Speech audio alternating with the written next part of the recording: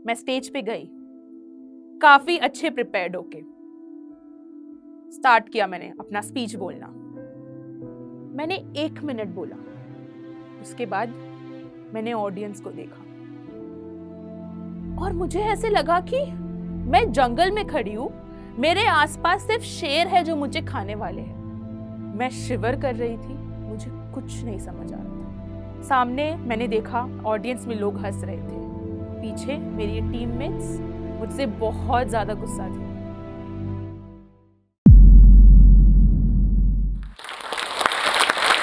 मन के हारे हार है, मन के जीते जीत।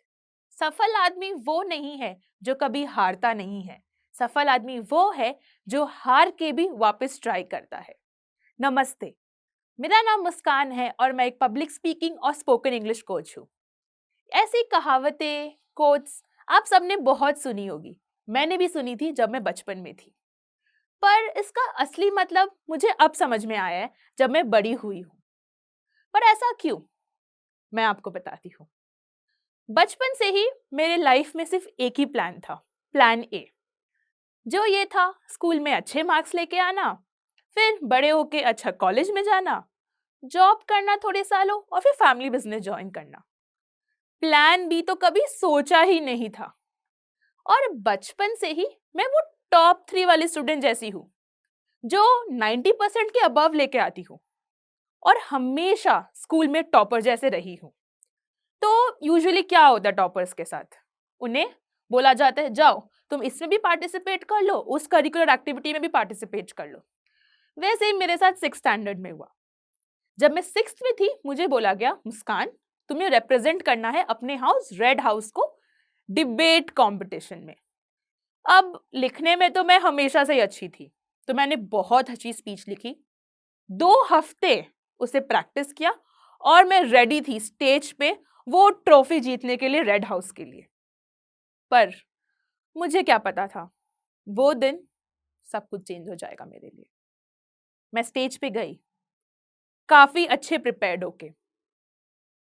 स्टार्ट किया मैंने अपना स्पीच बोलना। मैंने 1 मिनट बोला, उसके बाद मैंने ऑडियंस को देखा और मुझे ऐसे लगा कि मैं जंगल में खड़ी हूँ, मेरे आसपास सिर्फ शेर है जो मुझे खाने वाले हैं। मैं शिवर कर रही थी, मुझे कुछ नहीं समझ आ रहा था। मैं भूल गई।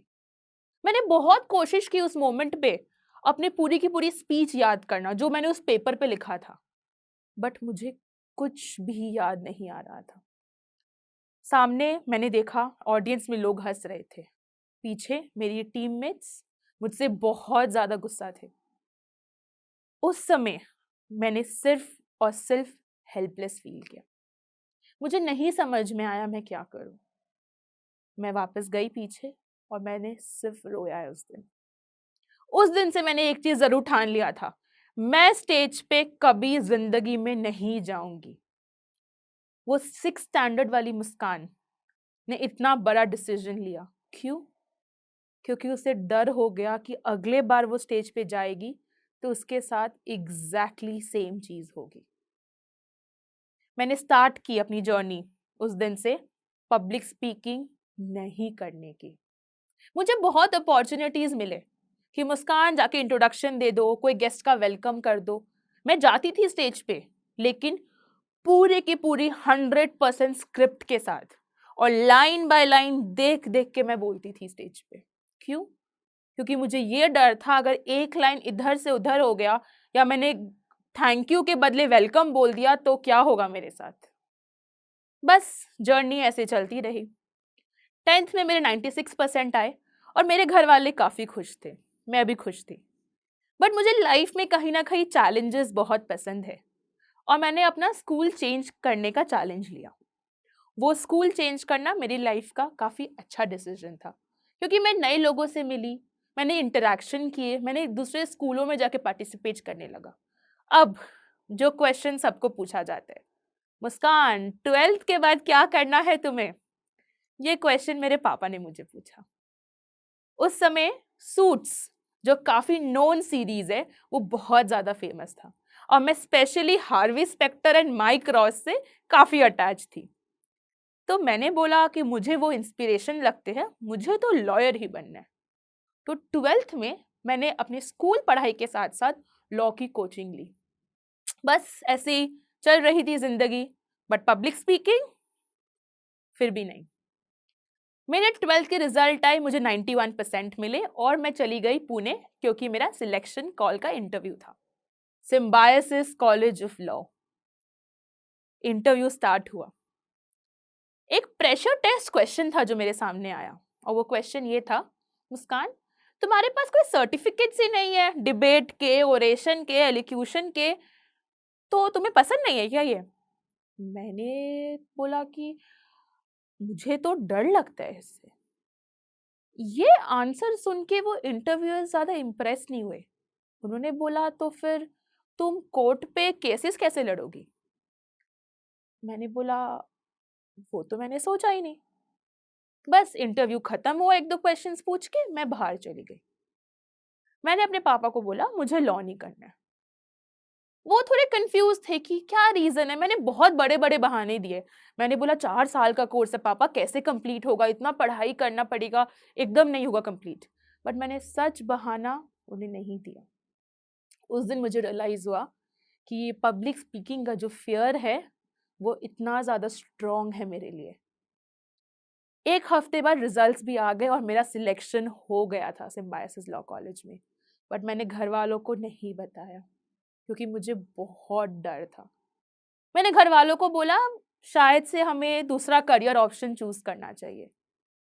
तो बहुत दिमाग लगाया हम लोगों ने, क्या कर सकते हैं, बीकॉम करना चाहिए, बीबीए करना चाहिए, फैशन डिजाइनिंग करना चाहिए, या इवेंट मैनेजमेंट करना चाहिए। करते करते मैंने ये डिसाइड किया कि बीबीए मुझे सही ऑप्शन लग रहा है, क्योंकि आगे जाके मुझे बिजनेस ही करना है, तो BBA is a good option. मैंने सिम्बायोसिस में ही मेरा एडमिशन हो गया। मैं चली गई खुशी खुशी, पहले बार घर के बाहर जा रही हूँ कॉलेज के लिए। काफी एक्साइटेड भी थी और काफी नर्वस भी थी, बट मैं बहुत खुश थी जाने के लिए। सिम्बायोसिस में लाइफ अच्छी चल रही थी। फर्स्ट 2 मंथ्स सबको ही होमसिक वाली फीलिंग आती है, तो कहीं ना कहीं मुझे भी आ रही थी। बट एक दिन वापस मुझे अपने 6th स्टैंडर्ड वाली मुस्कान की याद आ गई। हम लोगों का मार्केटिंग प्रेजेंटेशन था और मुझे क्लास के सामने वो प्रेजेंटेशन करना था। क्लास में लगभग 40 स्टूडेंट्स ही थे। तो मैं गई प्रेजेंटेशन करने के लिए। अब मैंने ये देखा था कि इस क्लास में कोई भी नोट्स नहीं यूज कर रहे। तो मेरे अंदर का भी बॉस जाग गया कि नहीं, नोट्स नहीं यूज करना है, बोल दूंगी, पीपीटी तो मैंने ही बनाई है, मुझे पता है क्या बोलना है। मैंने स्टार्ट किया बोलना। उस दिन वापस वो 6th स्टैंडर्ड वाली मुस्कान की याद आ गई। आज भी वो सोच के मुझे डर लगता है। मैंने कुछ नहीं बोला। मेरी टीचर प्रोफेसर वहां से बोल रही है, मुस्कान तुमने ही पीपीटी बनाया, तुम्हें पता है क्या है उसमें? बट मुझे कुछ भी याद नहीं था। पर एक चीज बहुत अच्छी हुई उस दिन। मैंने ये डिसाइड किया कि अब मुझे इस पब्लिक स्पीकिंग से और नहीं भागना है। अब मुझे इसका सामना करना है। इसके वजह से मैंने 6th स्टैंडर्ड वाली मुस्कान को परेशान किया, पूरी स्कूल लाइफ परेशान हुई, लॉ छोड़ा, अब वापस ये तो नहीं हो सकता। और कोइंसिडेंटली वो बोलते हैं ना, जब तुम लाइफ में कुछ सोचते हो तो तुम्हें हर जगह वही दिखने लग जाता है। मेरे ओरिएंटेशन में किसी एक मेंटर ने आके बोला था कि टोस्ट मास्टर्स कोई ऑर्गेनाइजेशन होता है, उसमें पब्लिक स्पीकिंग इंप्रूव होती है। मुझे याद आ गई वो चीज। मैंने तुरंत जाके गूगल किया, और उनकी मीटिंग ट्यूसडेज को होती है मेरे हॉस्टल के ऑपोजिट, और उस दिन ट्यूसडे था। 6 बजे मैंने गूगल किया, 7 बजे उनकी मीटिंग होती है। मैंने बस फोन उठाया, एड्रेस पूछा और मैं चली गई। जब मीटिंग स्टार्ट हुई मुझे बहुत अच्छा लगा, क्योंकि सब वहां पब्लिक स्पीकिंग कर रहे हैं, कोई किसी को जज नहीं कर रहा, सब वहां पे आराम से बोल रहे हैं, उन्हें फीडबैक मिल रहा है कैसे इंप्रूव हो सकते हैं। फिर उनका एक सेगमेंट होता है टेबल टॉपिक, जो एक्सटेम्पोर है। उन्होंने मुझे बुलाया उसमें, और मेरा टॉपिक था कि you have to say on good things in life are free. अब मैं चली तो गई क्योंकि कंपलसरी था। जब मैं वहां पे गई तो मैंने स्टार्ट किया कि मम्मी का प्यार जो है वो फ्री है, और वो सबसे बढ़िया चीज है। मैंने 30 सेकंड भी नहीं बोला। उसके बाद मैंने बोला कि मुझसे तो नहीं होगा, पर मुझे ये पता था कि ये ऑर्गेनाइजेशन मेरे लिए बेस्ट है। अगर मैं इसको ज्वाइन करूंगी तो एटलीस्ट मैं अपने पब्लिक स्पीकिंग वाले फियर से निकल जाऊंगी। तो मैंने उसे उसी दिन पेमेंट करके ज्वाइन कर लिया। बट अगर ज्वाइन करने से दुनिया बदल जाती या हम बदल जाते, तब तो न्यू रेजोल्यूशन सबके ही फुलफिल हो जाते ना। मैंने ज्वाइन किया, 6 महीने तक मैंने एक स्पीच नहीं दी। मैं हमेशा बोलती थी मेरी तबीयत खराब है, कॉलेज में बहुत काम है, और जैसे एक्सटेम्पोर या फिर टेबल टॉपिक का सेगमेंट आता, मैं बोलती मुझे बहुत अर्जेंट कॉल आ रहे, मुझे वॉशरूम जाना है। मतलब अगर कोई मुझसे बुक लिखवाता 101 एक्सक्यूजेस टू अवॉइड, मैं वो बुक लिख सकती थी उस समय। और ऐसे ही चल रही थी लाइफ। बट वो बोलते हैं ना कि आपकी लाइफ में ऐसा एक इंसान होता है जो किसी टाइम पे आता है और आपकी लाइफ सही करके चल जाता है। मेरे लाइफ में वो मेरे मेंटर थे। मेरे मेंटर ने मुझे एक दिन जबरदस्ती मीटिंग के बाद रोक के बोला, मुस्कान स्पीचेस क्यों नहीं दे रही हो? मैंने बोला कि मुझसे तो नहीं होगा, मुझे बहुत डर लगता है, अगर मैं स्टेज पे गई तो कुछ हो जाएगा।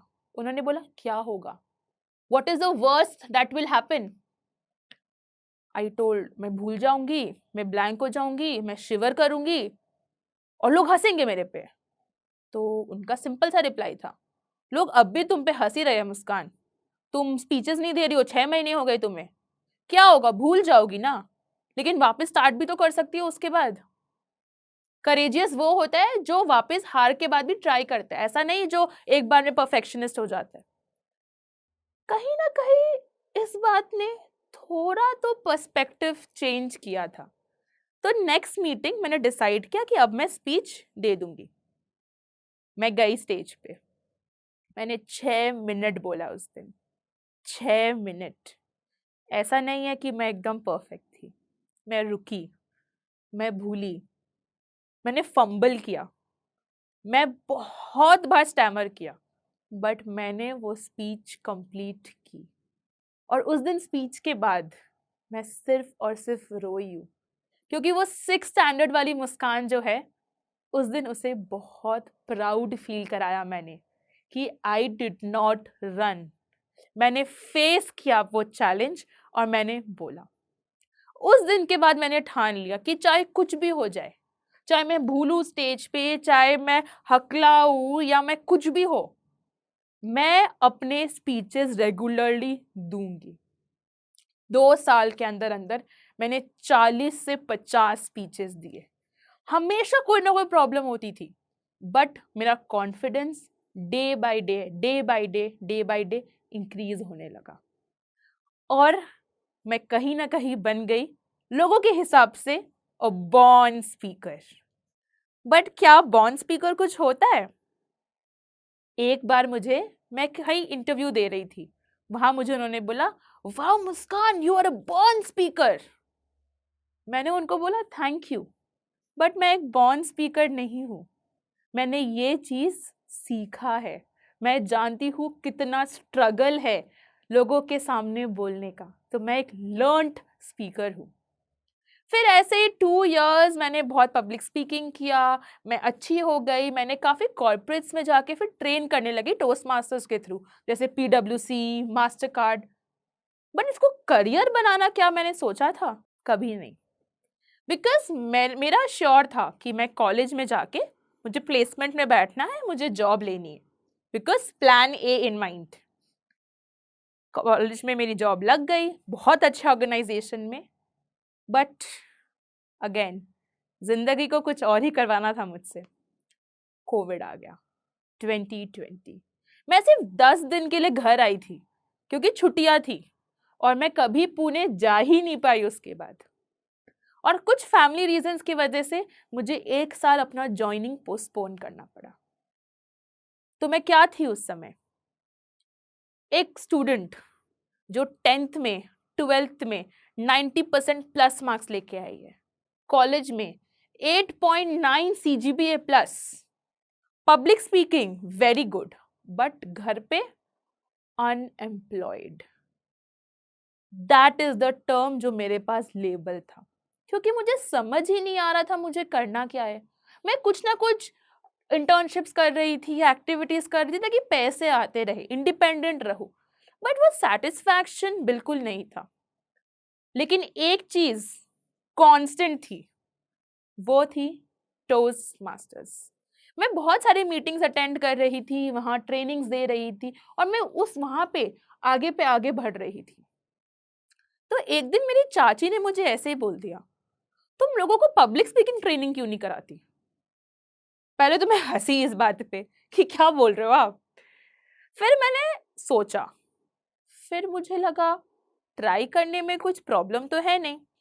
मैंने 1500 रुपए का जूम सब्सक्रिप्शन खरीदा कोविड पे, और मैंने घर के 8-10 बच्चों को बोला, आ जाओ मैं तुम्हें पब्लिक स्पीकिंग कराने वाली हूँ। मैंने अपना कोर्स करिकुलम बनाया, जो भी मैंने सीखा था, जो भी मुझे इंपॉर्टेंट लगा उससे, और मैंने 10 दिन 8 से 10 बच्चों को ट्रेन किया। पर जब मैंने रिजल्ट्स देखे उन्हें, तो मुझे खुद को अच्छा लगा, क्योंकि मैंने देखा उनमें काफी ज्यादा इंप्रूवमेंट है। वो अपने खुद की स्पीचेस लिख पा रहे हैं, अपने खुद से बोल पा रहे हैं, उनमें कॉन्फिडेंस अलग सा आ गया है। मैं उन्हें कोई भी टॉपिक दूं, वो उस पर आराम से बोल पा रहे हैं। फिर मुझे लगा कि शायद से I should try, because try करने में कोई प्रॉब्लम नहीं है। तो मैंने खुद पहले ट्रेनिंग ली, मैंने खुद रिसोर्स अपने बनाए ताकि मैं लोगों को ट्रेन कर सकूं। जिस दिन मेरी ट्रेनिंग खत्म हुई, उसके नेक्स्ट डे मैंने फर्स्ट अपना पेड ट्रेनिंग किया।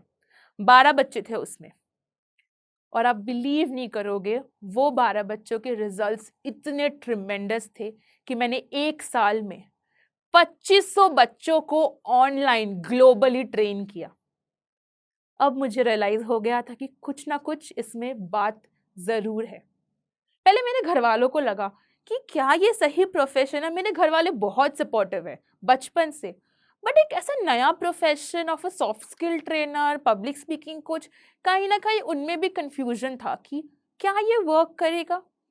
बट जब उन्होंने देखा कि बच्चों के फीडबैक क्या आ रहे हैं, पेरेंट्स कितने खुश हैं, तो उनमें भी कॉन्फिडेंस आया कि नहीं, शी शुड ट्राई।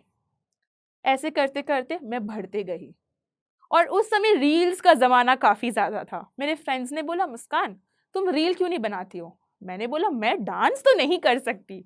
उन्होंने बोला, एडुकेशनल रील बनाना है मुस्कान।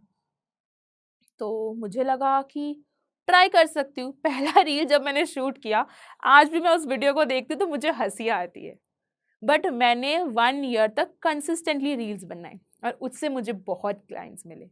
तो विद इन 2 ईयर्स मैंने 5000 लोगों को ट्रेन किया, और उसकी खुशी मुझे आज तक है, क्योंकि वो सारे स्टूडेंट्स मुझे आज भी याद रखते हैं।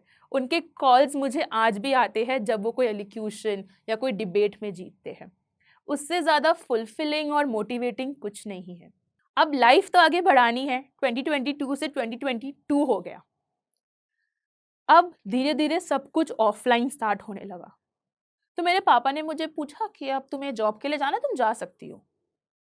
बट अब मुझे वो जॉब तो करना नहीं था। तो मुझे लगा, why not become more skilled. मैंने और स्किलफुल होने की सोची, और मैंने soft skill training coaching join की। वहां मैं सॉफ्ट स्किल ट्रेनर बन गई।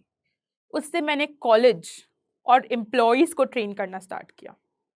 बट कहीं ना कहीं मैं हमेशा ये क्रिप करती थी कि मैं एक छोटे शहर सिलीगुड़ी से हूँ, यहाँ पे कुछ है ही नहीं, कोई अपॉर्चुनिटीज ही नहीं है। मेरे पापा ने मुझे एक दिन बोला कि मुस्कान, तुम दिन भर ये बोलती हो यहाँ कुछ नहीं है, कुछ नहीं है, तुम ही क्यों ना कुछ स्टार्ट कर दो। तो आइडिया अच्छा लगा। तो मैंने अपना फर्स्ट ऑफलाइन ब्रांच स्टार्ट किया with 18 students in public speaking. और आज 2 साल हो गए उस बात को। मेरे 6 ब्रांचेस है सिलीगुड़ी में, और हर महीने 150 से 200 बच्चे ट्रेन होते हैं।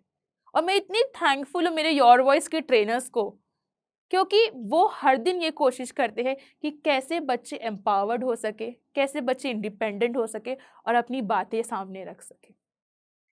और यही नहीं, साथ ही साथ मैंने स्कूल्स और कॉलेजेस में बड़े बड़े ट्रेनिंग्स देना स्टार्ट किया। अब मैं कई स्कूल में एज ए कम्युनिकेशन ट्रेनर भी काम करती हूँ। तो यही जर्नी मेरी चलती रही, चलती रही, चलती रही, और आज मैं आपके सामने हूँ। ऐसा नहीं है कि मुझे लाइफ में स्ट्रगल्स नाम से कुछ नहीं था।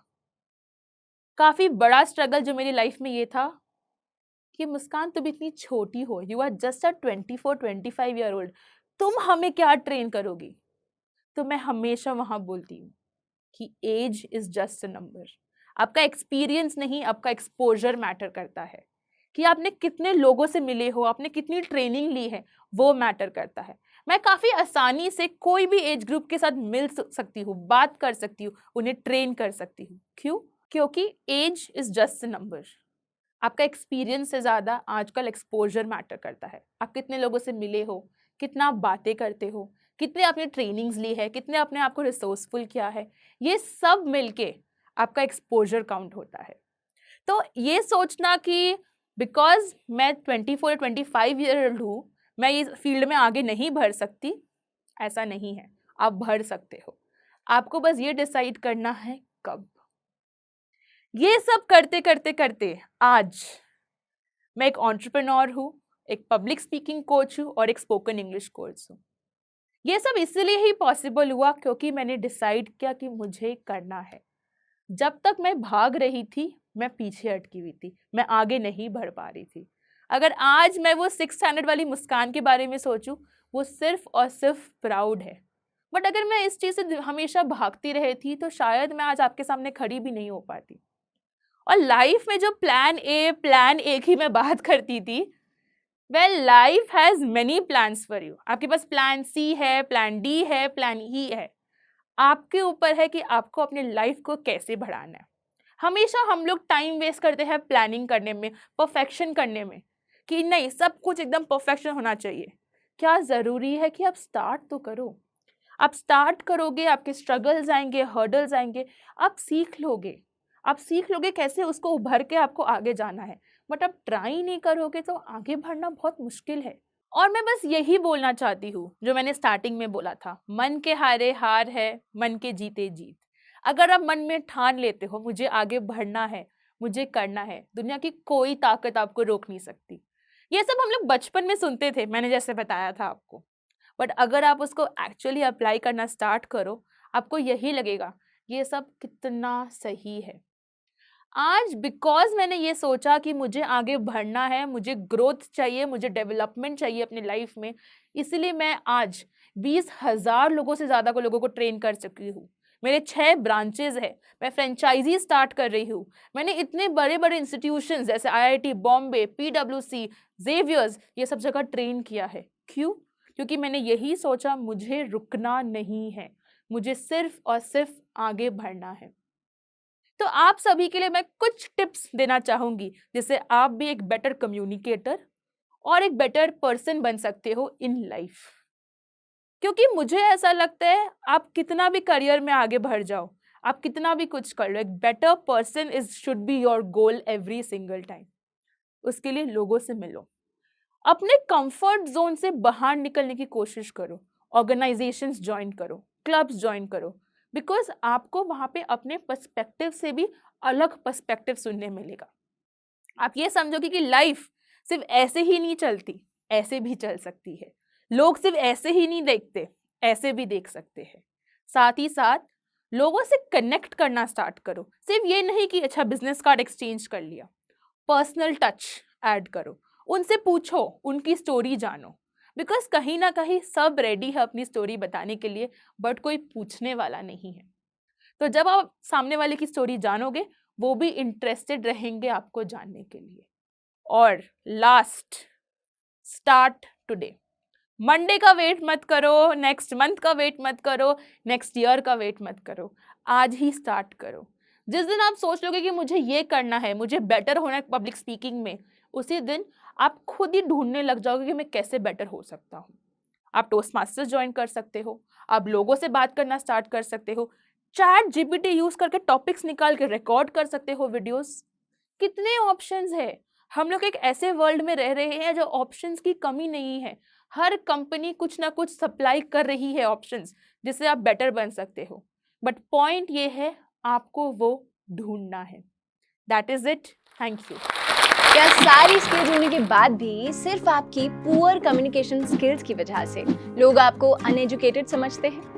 अपनी इंग्लिश कम्युनिकेशन को इम्प्रूव करने के लिए आज ही ज्वाइन करें जोश टॉक्स का इंग्लिश स्पीकिंग कोर्स, जो देता है आपको एक सेफ माहौल जहां आप अपनी टाइम के अकॉर्डिंग असली लोगों के साथ इंग्लिश स्पीकिंग की प्रैक्टिस कर सकते हैं। डाउनलोड जोश talks English speaking app today and change your personality.